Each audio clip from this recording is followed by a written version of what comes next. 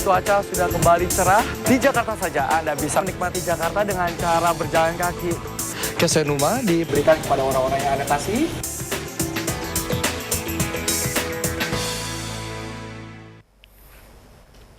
Ya, pemirsa, momen Idul Fitri tidak seharusnya menjadi ajang balas dendam makan enak berlebih di siang hari setelah 1 bulan lamanya berpuasa ya. Itu dia pemirsa dan Michael. Saat kumpul bersama keluarga merayakan Hari Raya, kita Mike harus tetap waspada, harus tetap hati-hati mengkonsumsi makanan. Bagaimanapun walaupun berbagai kue, makanan lengkap tersaji, tetapi Anda harus yakin dong. Yakin apa enggak bahwa semua itu sehat dikonsumsi dan memang bagus untuk kesehatan Anda. Ya, apalagi ada kue nastar, kastengel, belum lagi opor ayam, ketupat. Nah, itu sambal akan goreng diungkap ati, ya oleh kacamata Michael. Betul. Gimana Mike? Dan kacamata Michael kali ini mengajak Anda bagaimana makan tetap nikmat dan lezat namun kesehatan Anda tidak terganggu. Apalagi sampai mengganggu selera makan Anda saat lebaran di hari kedua ini. Penting itu Michael. Ini dia untuk Anda pemirsa.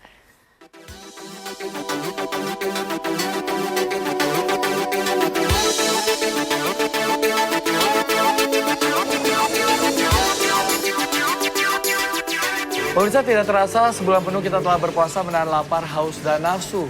Telah tiba saatnya di mana kita merayakan kemenangan Hari Raya Idul Fitri. Dan mungkin apa yang ada di hadapan saya saat ini tengah Anda siapkan untuk keluarga Anda di rumah. Yuk kita cicipi satu persatu. Jadi, apa menu makanan Anda di hari Idul Fitri ini? Sholat ya, kita biasa menyediakan untuk keluarga itu ya lontong sayur ya lontongnya, kemudian sayurnya itu bisa dari labu siam, kemudian opor ayam. Kalau saya suka itu yang ada daging-daging gitu. Apa itu? Dari makam juga, tapi ini kelihatannya nggak ada. Ini cuma nasi hijau aja. Makan daging, tetapi kalau di tempat-tempat yang begini tentunya kalau daging yang kayak steak atau apa ya kita tidak ya gitu, kita cari makanan-makanan yang ringan. Ya kalau di rumah ya biar makanan tradisional seperti ketupat, terus bukan opor, sambal goreng recek. Aneka hidangan lezat sudah pasti tersedia di hari raya. Opor ayam, rendang, gulai kambing, sambal goreng hati, berbagai jenis kue kering, hingga kudapan lainnya. Nah, pemirsa, sebelumnya saya minta maaf jika fakta berikut ini mungkin sedikit merusak selera Anda. Pertama, makanan-makanan kecil itu tadi ya. Makanan-makanan kecil itu bisa aja dia mengandung karbohidrat dan garam ya. Dan bisa dalam satu makanan itu satu kue itu bisa terdiri sekitar 30-50 kalori.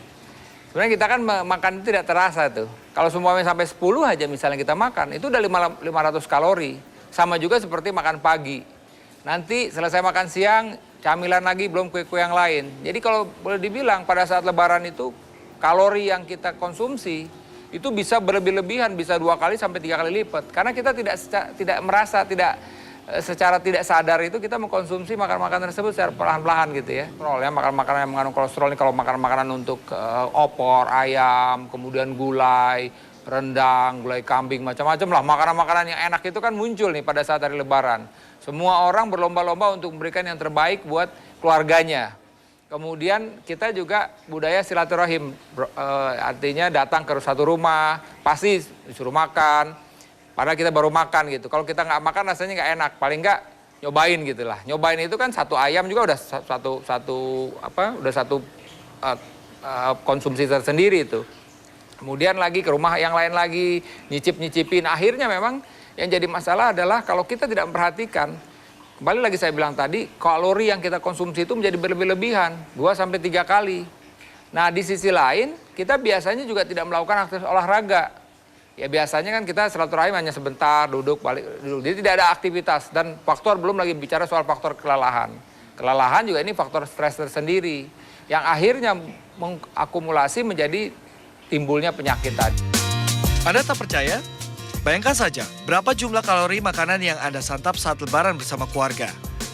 Apalagi ditambah Anda turut menyantap hidangan saat bersilaturahmi ke rumah tetangga, keluarga, atau rekan kerja. Sekarang pilihan di tangan Anda. Apakah hikmah puasa sehat selama sebulan penuh yang Anda jalani akan tetap terjaga atau justru menjadi ajang balas dendam?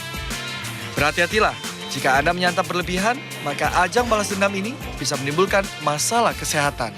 Kalau bicara soal gula darah, ya, apalagi pada orang-orang yang mempunyai penyakit kronis, dia sudah menderita kencing manis, kemudian dengan dia tidak mengkontrol makannya, asupan makannya dalam 1-2 hari tersebut, maka gula darahnya menjadi tidak terkontrol. Kemudian pada orang-orang yang penderita hipertensi misalnya, ya, nah dalam 1 bulan ini sudah ada pengaturan makan, kemudian juga pengendalian diri juga sudah dilakukan pada saat dia berpuasa. Nah pada saat Lebaran dia mengkonsumsi makanan-makanan, umumnya memang makanan-makanan tersebut mengandung nilai kalori ya, karbohidrat tinggi, kemudian juga garam yang tinggi. Nah buat orang penderita hipertensi, konsumsi garam yang tinggi dan berlebihan tentu akan membuat tekanan darah menjadi tidak terkontrol. Nah, begitu juga orang-orang yang menderita kolesterol.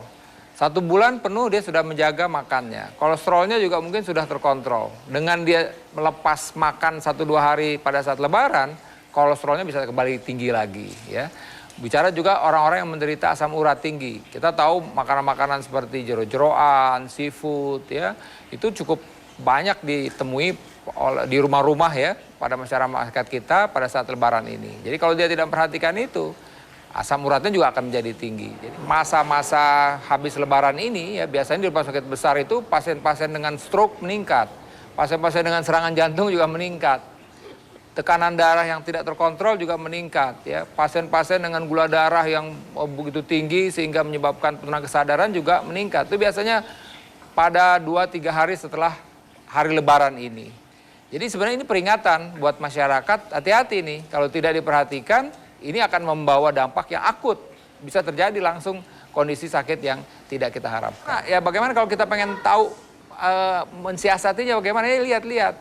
Ya kalau kita udah rasanya tadi ini udah berapa kali sudah mengkonsumsi beberapa kue, ya kita lihat. Kalau kita nambah lagi kue, kita nambah kalori lagi. Imbangi misalnya dengan buah atau sayur misalnya.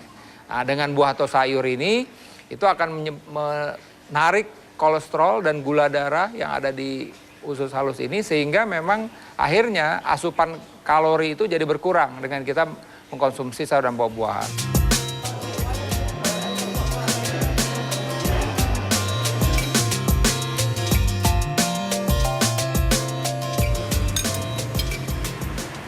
Pemirsa, buah jeruk ternyata bisa membantu Anda menjaga kesehatan Anda usai menyantap segala makanan bersantan dan berlemak di hari raya. Tidak hanya jeruk, tapi buah-buahan lain seperti apel, atau bahkan Anda bisa meminum jus buah. Karena ternyata bisa membantu Anda menjaga stamina Anda dengan tubuh tetap sehat, sehingga Anda bisa melakukan aktivitas usai Lebaran jauh lebih baik. Demikian Kacamata Michael untuk saat ini. Kita akan jumpa lagi dengan topik berbeda minggu depan. Jadi simak terus Kacamata Michael.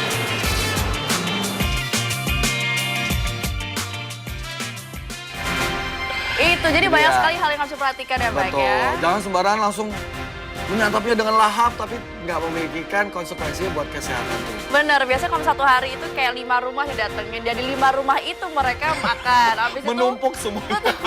Habis itu duduk di mobil pergi ke rumah selanjutnya gitu kan. Ada saya punya tips hebat. Saya punya tips hebat. Makannya 1 rumah aja, terus ke rumah lainnya itu jalan kaki. Betul, itu yang disarankan oleh dokter. Sekaligus olahraga, sehingga semua kolesterol itu bisa hilang. Sekaligus hebat pastinya.